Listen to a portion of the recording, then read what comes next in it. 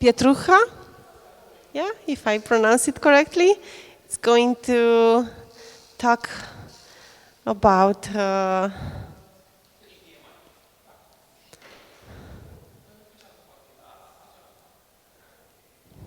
to communicate tech American, if I'm right, if I remember correctly, the title of the presentation.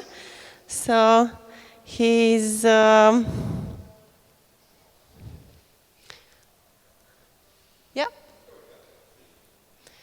he's coming with an extensive knowledge. Yeah, does it work? You have to start it. Yeah.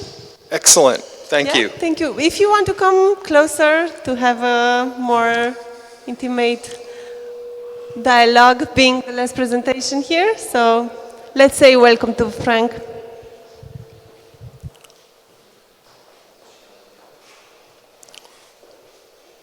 Bună ziua. Thank you for coming today. I appreciate it.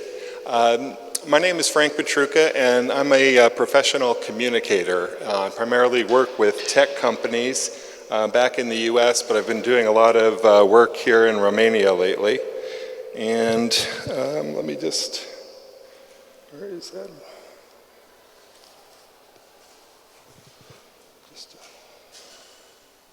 There we go. So today's presentation focuses really on two interrelated issues. The idea of communicating issues in technology and the idea of communicating issues in technology to an American audience. Just a little bit of background on me before I get started. I'm a communication specialist. I've been working in communications for about 30 years, working with technology companies, basically helping them explain who they are and why they're important. One of the problems for a lot of people, especially when you're not getting funding for your project. So I've been working in this field, working with a lot of different companies. Additionally, I have been spending a lot of time in Romania over the past 8 years. I came here as part of a Department of Commerce program called Trade Winds, which was designed to improve trade and relations, commercial relations between the US and Romania. And I was very attracted to the tech scene here. So I started doing more work and have become involved with a lot of different Romanian American organizations, and I'm very passionate about telling the story about Romanian communication, Romanian technology, and why it's important. So, additionally, I would like to say that I'm working with an innovation center down in Craiova that is opening this fall. This is a wonderful innovation center here in Cluj. Ours is going to be a lot smaller, but we're trying to do the same thing in Oltenia as you guys have done up here in Cluj. So I'm working to help that center grow and also to help with connections with the US. So the one thing that everybody wants to hear about when they see my resume is the work that I did at NASA. NASA is very exciting to a lot of people working in technology, and I did have the pleasure of being on a long-term assignment there. The CIO of the Ames Research Center, which is in Silicon Valley, contacted me because he had a very specific problem. You see, his engineers were doing all sorts of proposals, but none of the projects were getting funded. So what was happening was that these really smart engineers, and trust me, they're really smart at NASA, were putting together these proposals and they were just coming back rejected. Well, what was going on? Well, part of the problem was that the people making the decisions were not technologists. A lot of them were scientists. A lot of them were just bureaucrats. And they didn't understand the proposals. But NASA bigwigs aren't going to tell you, we didn't understand your proposal, so they just rejected them. So the CIO told me that he needed to change this. He needed to change the way his engineers thought about communications, and he needed me to work with them. So I worked on several different projects, and I know we've been talking a lot about cybersecurity this afternoon. And back in 2008, I was involved in a big project of trying to communicate issues in cybersecurity and why NASA needed to spend more money on cybersecurity. So, that was 15 years ago, and, it's just amazing what keeps going on in cybersecurity and how people still need to be educated that it is an important matter. But my job was to work with the people in Washington, D.C. To understand what the people in California were trying to tell them and what was needed. So it was a very fulfilling project, and that is a way we got people at NASA to start thinking a little bit differently about communications. When I'm talking to my friends at the Romanian American Chamber of Commerce, both here and in the States, we often talk about, wow, Bitdefender and UiPath are two great Romanian success stories. But then people say, well, why aren't there more Romanian success stories in the United States? And there are a lot of issues for this. One big issue, of course, is capital. But another issue is that are Romanians communicating the right ideas that the American audience wants to hear? And in our excitement, in our belief that our products are really something special, we don't necessarily think about the ways we're communicating the benefits of our project. So I hear this a lot. I talk to a lot of Romanian startups, and they're like, oh, come on, Frank, I'm doing a great job. I'm a big fish in Romania. I'm just going to come to the US and it's going to be easy. And unfortunately, that's usually not the case, which is why we only have like two really big Romanian tech companies now. So keep an open mind. I don't know how many people here are interested in expanding to the US, or if you just need to communicate with customers in the US, or if you're communicating to just a broader international audience. Hopefully something as I say today will help you with that. The United States is a pretty large market, the largest in the world. There are close to 600,000 technology companies. So when you're talking to to people about setting up shop in the US, you have to realize that you do have a lot of competition. So why is communications so important when trying to reach an American audience? The USA is so much larger than Romania. What I love about coming here is that in the 8 years, I have gotten so well networked that I know people or I know people who know people. And it's very easy for me, and I love it after coming from the US where it's just impossible to know everybody. Now, Romania reputation in the US. My countrymen are not especially open-minded when it comes to understanding different countries and different cultures.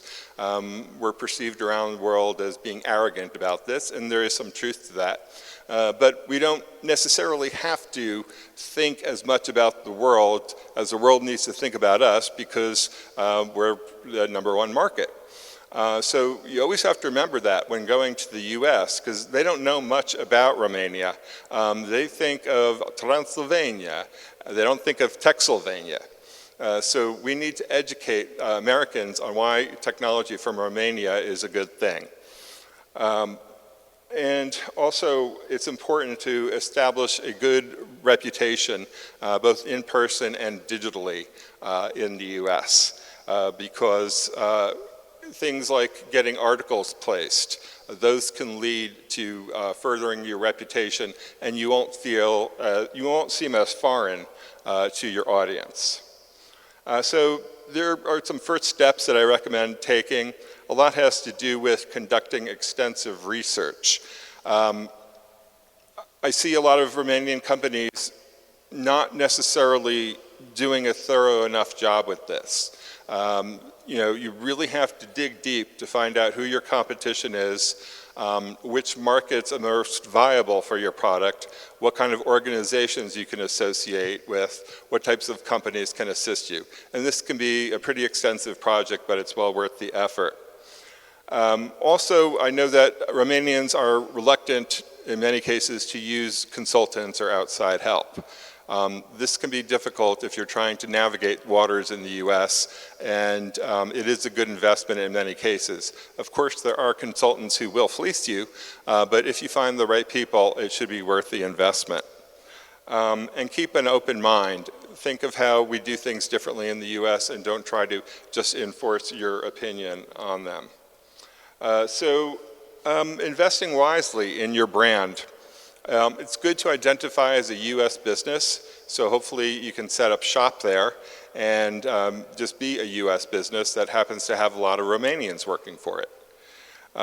Focus on what you do best. A lot of companies that I talk to, they want to do blockchain, they want to do AI, they want to do IoT. Well, in the States, you have so much competition that you can't be a generalist. You really have to pick a field and focus on it. So you work on blockchain as it relates to medical innovation. And also, if you're coming to the US, be sure to attend a lot of trade shows, specifically ones that are targeted for your specific needs. In January, I went to the Consumer Electronics Show in Las Vegas with the Romanian delegation.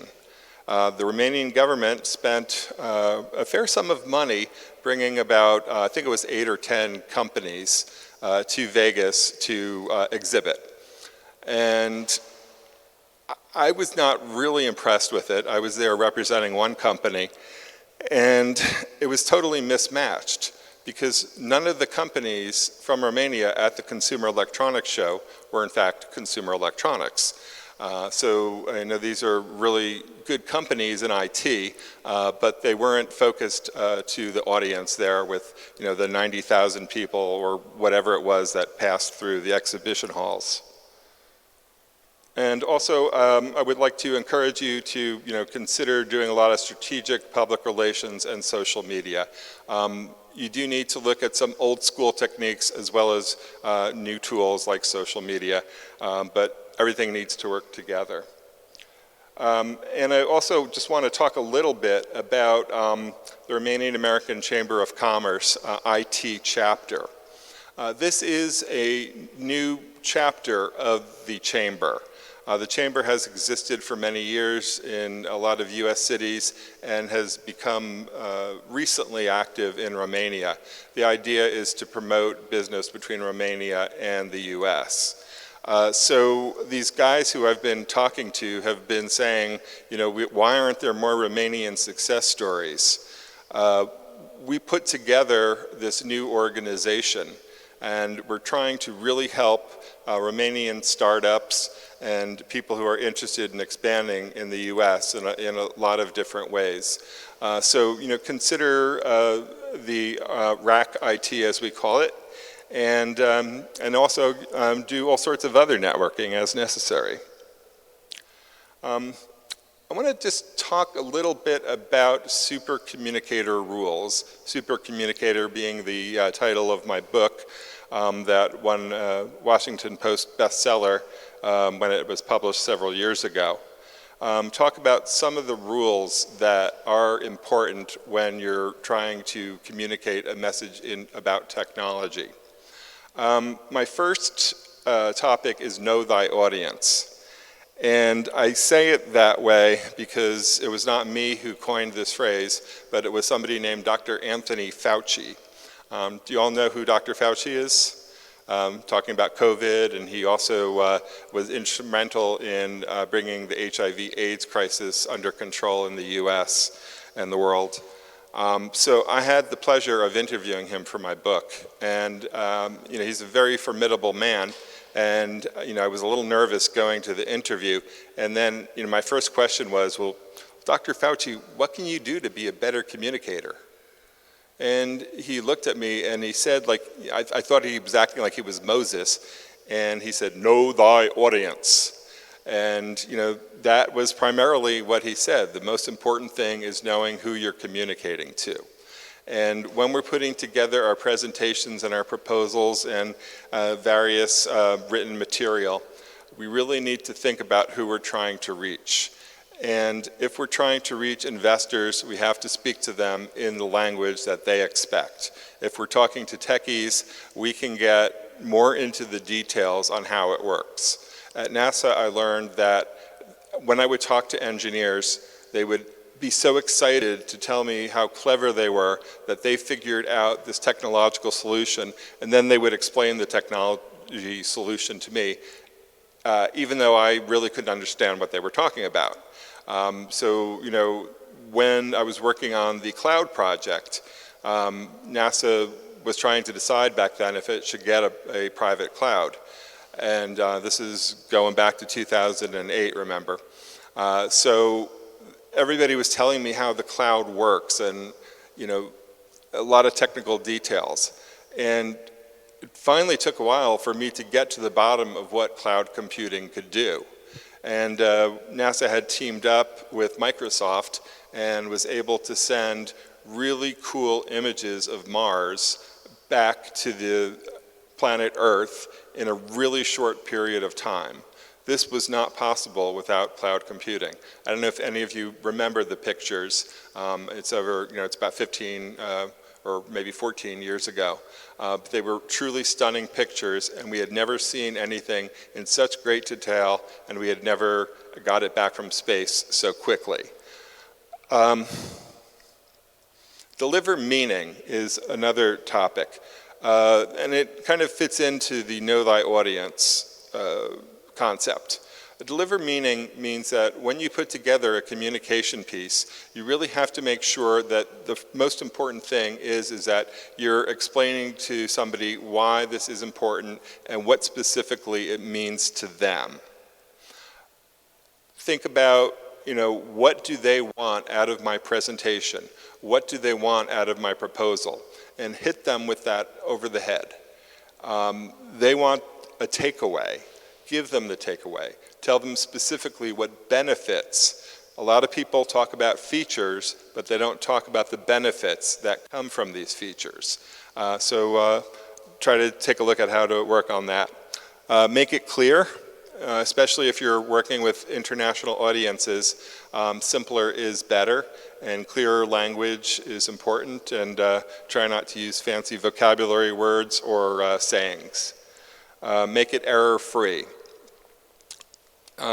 I see a lot of documents in English from tech companies in Romania that have a lot of errors. And I think if you're internal in Europe, you could probably get by with some of those errors. But if you're going to the US, those errors are really going to stick out to a native speaker. And you want them thinking about your idea, not about the spelling mistake or the other errors that you made.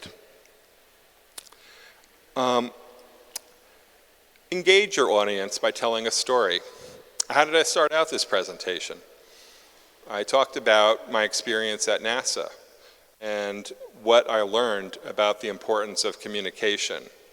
So, you know, telling stories helps engage audiences, helps people keep listening to you, as opposed to them just checking out. And giving them stories makes it tangible for them. Use a lot of real-life examples. I saw our last speaker did that, or the speaker before him did that. And use quality visuals. And also, when it comes to audience participation, I've gotten used to speaking in Romania, and I know that people are not usually going to say anything while I'm presenting. In the US, I would be much more casual with, you know, what do you think about this? And then somebody would respond from the audience. Well, I kind of got used to doing it Romanian style, and I don't, you know, start asking people in the audience for questions. I should probably start doing that because I think it would be a real benefit, because if you go to a small college class in the US, you're going to find out that the professor expects you to contribute to a conversation. And then if you're in a business meeting, the people sitting at the table usually don't want to hear a lecture. They want to be part of a conversation. And so this is a big trend, and I encourage you to keep that in mind. Not sure how we're doing on time, but I think I'm pretty much through a lot of the content. What? 11 minutes? Okay, well, I kind of spoke quickly today because I thought I had more content than I did. Are there any questions? Are there things that you would like to know about communications, about doing business in the U.S.?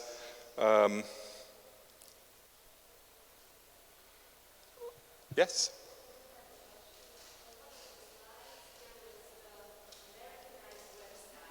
Right. Sure. Okay. Should I repeat it? So on one of the slides there was Americanized website. Could you please elaborate on what that means? Yes. Americans like content that is meant specifically for them.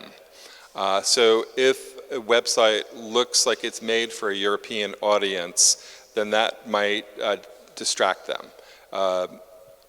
Americans are very specific, and if they don't feel that they're being spoken to directly, they can tune you out. So, if you're talking about euros instead of dollars, if you're just talking about European examples, you really just have to make it more US focused. It's just, it embarrasses me a lot when I travel because the US isn't as open to what people are doing in other countries.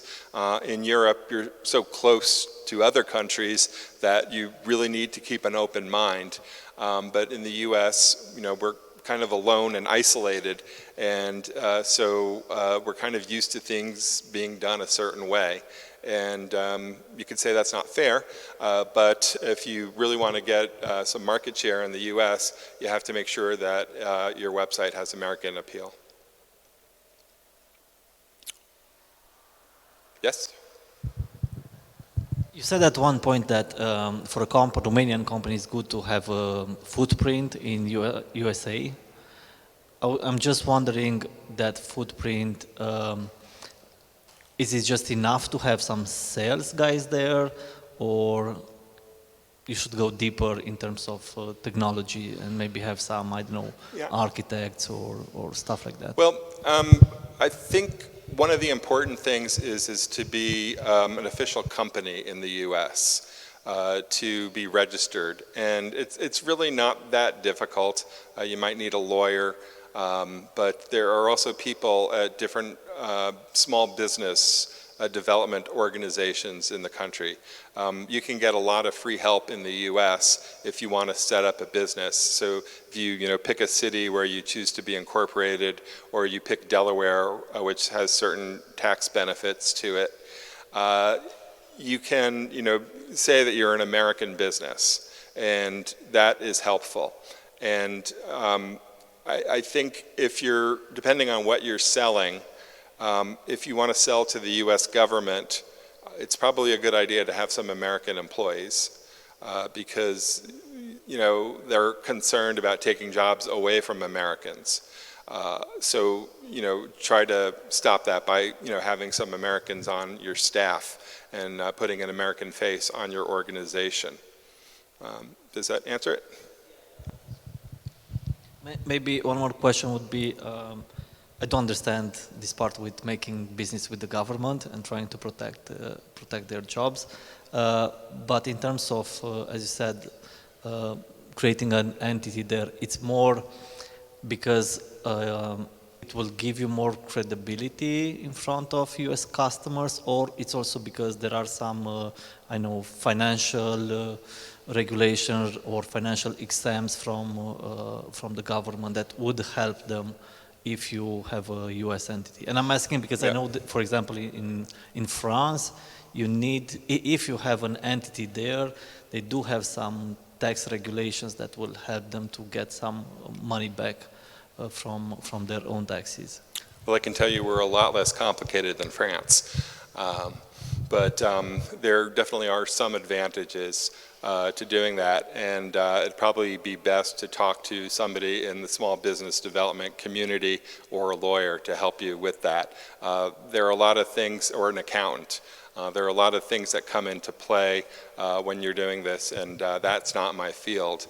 But as far as credibility, it definitely helps because I have my first Romanian tech client had this great solution, and when I was, presenting it as, with an example from Romania in an article that I wrote for him, nobody was interested in the article. And so I had to figure out a way to Americanize the situation. And to talk, use American statistics, like this many people are still without internet access, and what does this mean for rural America, and really put their Romanian technology into an American context.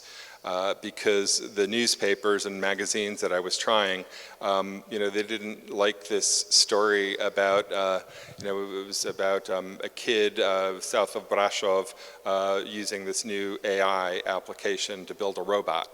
And it was a great story, but the fact that the kid was from south of Brasov, didn't go over with the American editors too well, and that's unfortunate.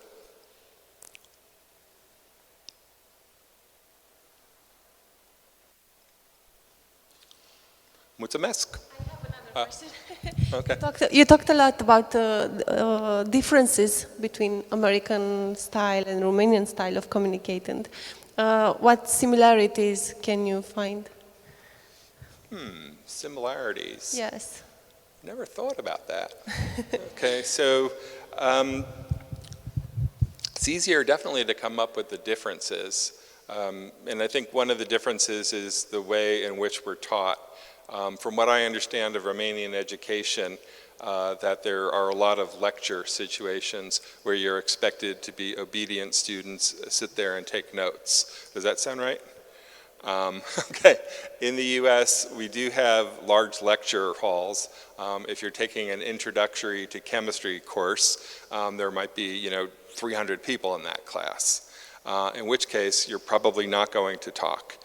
But in a lot of cases, when you get into smaller classes of 20, 30 students, you might be expected to participate. So that is an example of a difference. But in terms of similarity, I am seeing, some companies have some really good ways of speaking to an American audience. It's not universal that all companies are doing a bad job, but there's a lot of room for improvement. So, basically, knowing your statistics and using statistics properly is something that both Romanians and Americans strive to do, and, being clear. Okay. Thank you so much, Frank. That was the perfect ending for today. We are keeping in touch with you on the data you shared with us on the screen, right? Okay. Yeah. Thank you. Thank you.